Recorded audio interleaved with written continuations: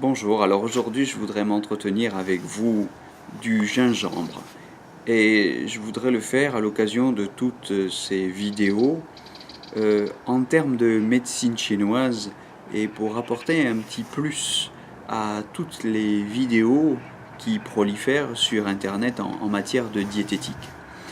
Pour dire une chose qui me semble essentielle, c'est que la consommation de telle ou telle drogue pharmaceutique chinoise ou la consommation aussi de tous les aliments de la diététique qu'on utilise au quotidien, eh bien, ces aliments ne produisent véritablement d'effets positifs, d'effets thérapeutiques pour notre santé, que s'ils sont administrés avec discernement. Ils ne produisent véritablement d'effets positifs que s'ils sont administrés, consommés par des individus qui en ont besoin. Il faut individualiser, personnaliser le conseil. Prenons le cas du gingembre. La racine de gingembre que beaucoup de naturopathes consomment, ajoutent dans leurs plats préparés, conseillent volontiers d'ajouter dans leur jus, passer à l'extracteur. En général, ce sont des conseils qui marchent, mais qui marchent en général. Le problème, c'est l'exception. Si vous faites partie des exceptions, eh bien, cette consommation de gingembre pourra vous être nuisible. Comment le savoir? Eh bien, il y a en médecine chinoise un moyen sûr de conseiller un produit à un patient. C'est de l'ajuster à son profil énergétique en vérifiant la langue qui nous sert, je dirais, de filet, de sûreté, de garde-fou. Si un patient craint le chaud, transpire facilement, a les pommettes rouges, on peut déjà suspecter que la consommation de gingembre, du moins à bonne dose, à forte dose, lui sera peu profitable, voire préjudiciable. Il faut lui demander de tirer la langue. Et j'invite tous les auditeurs, tous ceux qui s'intéressent un petit peu à leur santé, à apprendre un petit peu, à regarder la langue. Une langue normale et rose. Prenez un enfant en bonne santé, demandez-lui de tirer la langue et ça vous donnera un repère de ce que c'est qu'une langue rose, la langue rose d'un être humain en bonne santé. Si cette langue vire vers le rose pâle, si elle tend à se décolorer, je parle là du corps de la langue, qui est un muscle, qui est vascularisé, nourri de sang, eh bien, si cette langue tire vers le pâle, c'est qu'il y a plutôt du froid. Et dans ce cas-là, on comprend qu'il est tout à fait positif, profitable, de consommer des aliments chauds, dont le gingembre. Au contraire, si la langue vire au rouge, rouge qui peut, dans les cas extrêmes, devenir vraiment très vif, comme un steak sur l'étal du boucher, eh bien, c'est que le patient a de la chaleur. Dans ce cas-là, on comprend aisément que la consommation d'aliments chauds ou produisant un effet échauffant à l'intérieur du corps risque d'aggraver son état général. Dans ce cas-là, évidemment, on évitera de consommer du gingembre. Alors, le gingembre, comme vous le déduisez à l'écoute des remarques que je viens de faire, le gingembre est un aliment chaud en médecine chinoise. Alors, ça veut dire quoi? Il a une nature chaude. Ça ne veut pas dire que quand on le touche, quand on le prend dans la main, il est chaud, hein, à température ambiante, il est à température ambiante. Quand on parle de la nature chaude ou froide, hein, tiède ou fraîche, il y a 4 degrés. On distingue généralement 4 degrés de température ou de nature pour un produit ou un aliment en médecine chinoise. Eh bien, on renvoie à son effet thermique après ingestion. Voilà. Donc, je répète la définition. La nature d'un produit, d'un aliment ou d'une drogue chinoise, c'est l'effet thermique qu'il produit dans le corps après ingestion.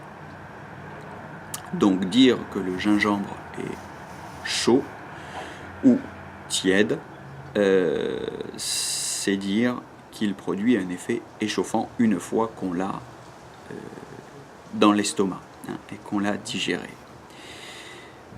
Les produits de la pharmacopée chinoise ont aussi une saveur. En l'occurrence, pour le gingembre, cette saveur, c'est le piquant. Et il y a 5 saveurs, j'en parlerai à l'occasion des différents aliments ou des drogues chinoises que je présenterai au fil de ces vidéos, mais le piquant a principalement pour effet de faire circuler. C'est très bien. Pour beaucoup de gens qui souffrent de pléthore, qui sont un petit peu encombrés, embouteillés par une alimentation excessive en quantité et de qualité tout à fait discutable, ce qui tend à créer des bouchons, des stagnations d'énergie à l'intérieur du corps, eh bien il est vrai que dans une très grande majorité de gens qui sont concernés par ce problème, la consommation de gingembre aura un effet tout à fait positif. Pourquoi? Parce que le gingembre fait circuler, quand il y a un bouchon, un embouteillage, des stagnations d'énergie, de sang, d'aliments, eh bien effectivement, il est profitable de faire circuler. Et le gingembre, en tant qu'aliment piquant, comme tous les aliments piquants, a cette action. Voilà. Par contre, eh bien, ce sera déconseillé chez les femmes enceintes. Il est évident qu'une femme enceinte a un petit bouchon dans le ventre, hein, un corps étranger qui complique un petit peu la circulation de l'énergie, qui peut refluer vers le haut, comme le savent les femmes enceintes, qui par exemple ont des nausées. Bah oui, l'énergie de l'estomac descend moins facilement.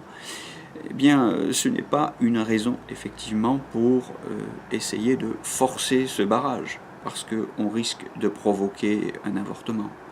Donc, il est déconseillé de faire circuler l'énergie fortement dans l'abdomen d'une femme enceinte.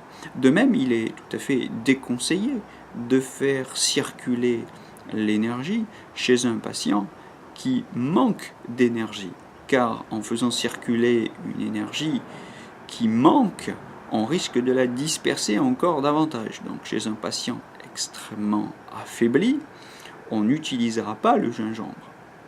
Ou si on l'utilise, ce sera dans un dosage particulièrement restreint. Par exemple, en complément d'une alimentation extrêmement nourrissante et fortifiante, juste pour faire circuler cette alimentation nourrissante, ou ce jus par exemple. Mais à ce moment-là, on fera attention de diminuer drastiquement le dosage, d'en prendre juste un minimum. Alors comment est-ce qu'on sait qu'il y a de la stagnation dans un corps? Eh bien,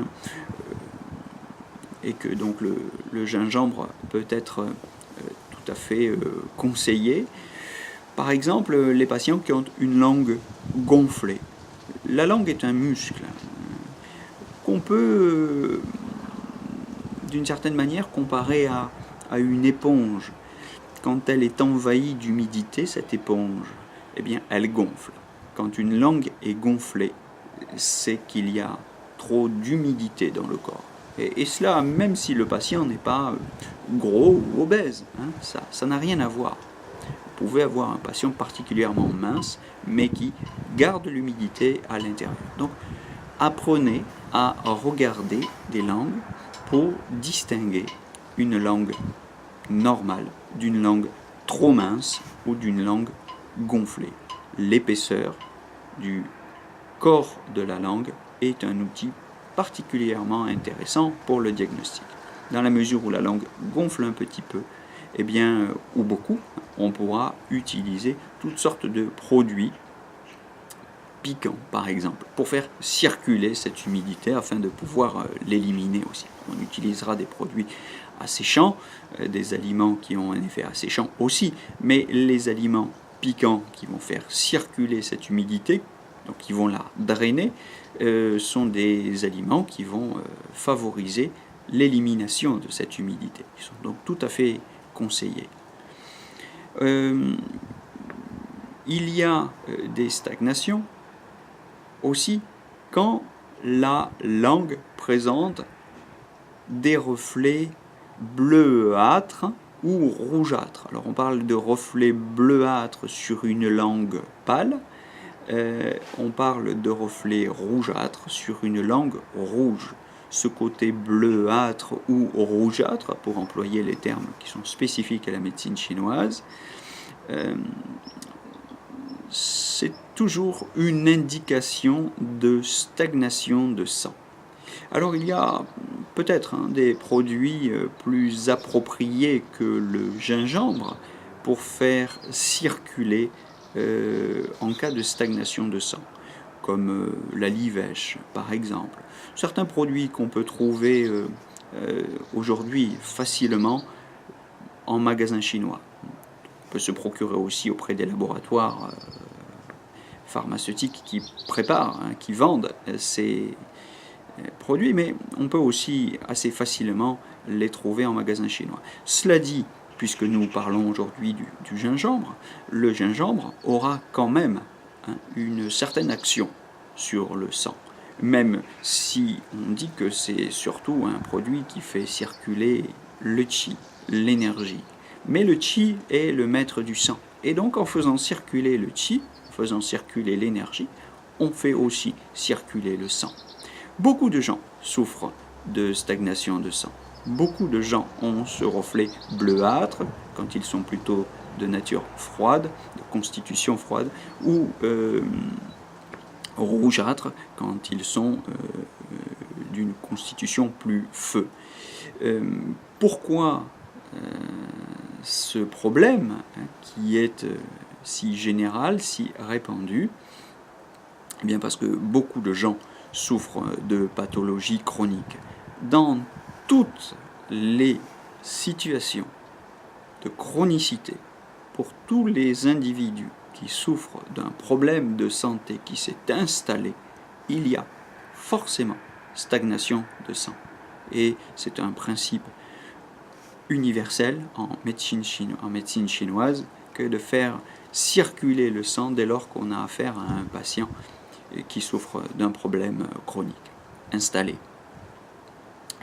Donc voilà quelques indications du gingembre et quelques conseils de précaution pour l'utilisation du gingembre. Donc je répète en conclusion, le gingembre est un produit, le gingembre racine est un produit piquant, tiède. Il n'est pas particulièrement chaud. Quand on le fait sécher, on peut augmenter sa température, augmenter sa chaleur. Alors, en pharmacopée, il porte un autre nom. Les Chinois lui donnent un autre nom pour le distinguer du gingembre frais, du gingembre racine. On l'appelle ganjiang quand il est séché. On l'appelle shenjiang quand il est cru, sous forme de racine, telle qu'on l'achète chez le primeur ou dans votre magasin chinois. Donc un produit piquant, tiède, qui a un tropisme très marqué vers la rate. Alors le tropisme, je le dis pour ceux qui ne connaissent pas la médecine chinoise, c'est le méridien ou l'organe vers lequel se dirige l'aliment quand il est ingéré? Eh bien, ça peut vous étonner si vous ne connaissez pas la médecine chinoise, mais il y a une intelligence dans la nature, les choses ne vont pas au hasard, la matière n'est pas inerte, elle est intelligente, elle est orientée, elle est magnétisée, elle se dirige ici ou là, en fonction du travail qu'elle a à faire. Le gingembre, dans le corps, va vers la rate et vers les poumons. Ce sont les deux principaux tropismes qu'on lui a reconnus, que la tradition a observé. Ça veut dire qu'il a un effet bénéfique sur toute la sphère digestive. En tant qu'il est chaud, il va réchauffer la sphère digestive. Et vous savez que nous sommes à 37 degrés à l'intérieur et que tout ce que nous mangeons a besoin de cette chaleur pour être décomposé. De la même manière qu'une cuisinière, n'est-ce pas, ne pourrait pas faire un bon plat si elle n'avait pas du feu sous sa marmite.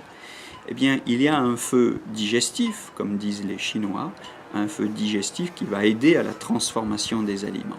Eh bien, le gingembre, en tant qu'il est chaud, va soutenir ce feu digestif. Il va le soutenir. Par ailleurs, puisque je parle de la sphère digestive, il faut faire remarquer que le gingembre a été repéré pour ses vertus antitoxiques. Vous savez que si vous mangez de la nourriture industrielle, vous avalez toutes sortes de pesticides, toutes sortes d'adjuvants qui sont là dans l'alimentation, toute la série des E qui ne sont pas forcément de bonnes choses pour la santé.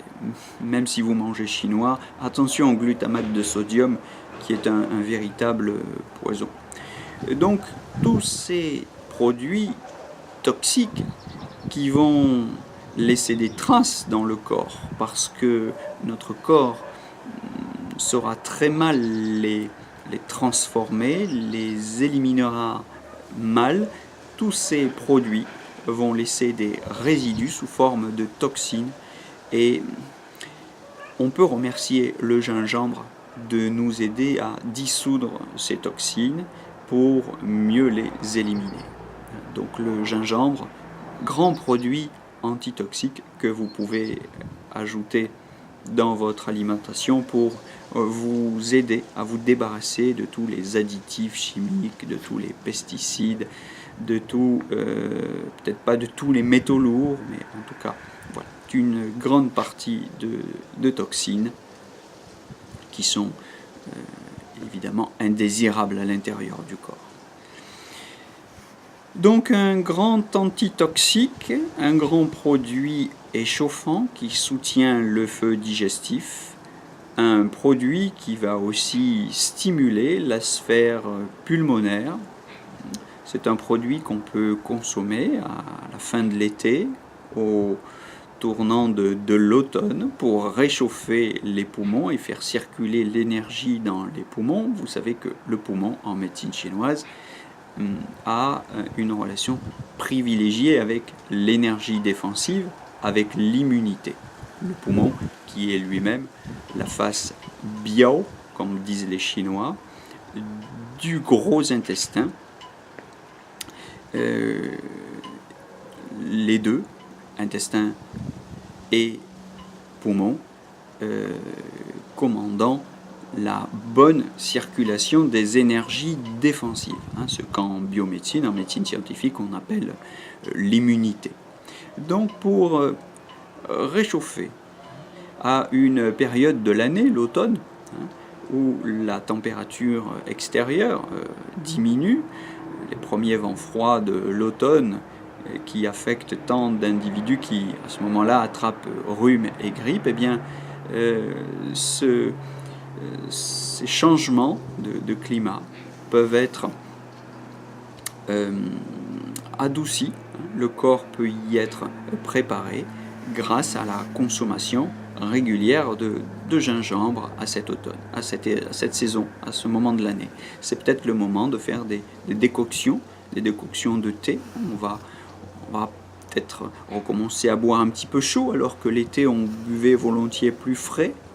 Mais quand la température décline, on va pouvoir se remettre à manger un petit peu plus cuit et un petit peu plus chaud en ajoutant du gingembre dans son alimentation ou dans ses décoctions de thé.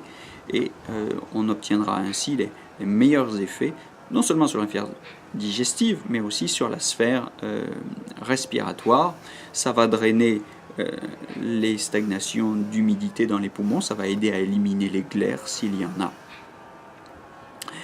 Ça va aider éventuellement à faire transpirer, pour libérer la surface en cas de début de grippe ou de rhume. À ce moment-là, on n'hésitera pas à monter un peu le dosage pour avoir cette action circulatoire, cet effet circulatoire, cet effet drainant de l'énergie qu'a le gingembre. Voilà, j'espère avoir été clair. N'hésitez pas à me communiquer vos remarques ou vos questions si vous en avez. Et je vous conseille de ne pas consommer le gingembre sans discernement, d'apprendre tranquillement à observer votre langue d'abord et puis à vous renseigner un petit peu, mais vous pourrez le faire au fil de ces vidéos grâce aux conseils que j'espère vous apporter, afin de consommer les aliments avec discernement, c'est-à-dire en les adaptant, en les ajustant, en personnalisant la prise de manière à ce qu'elle soit parfaitement adaptée à votre profil énergétique ou à celui des personnes auxquelles vous voudriez donner des conseils.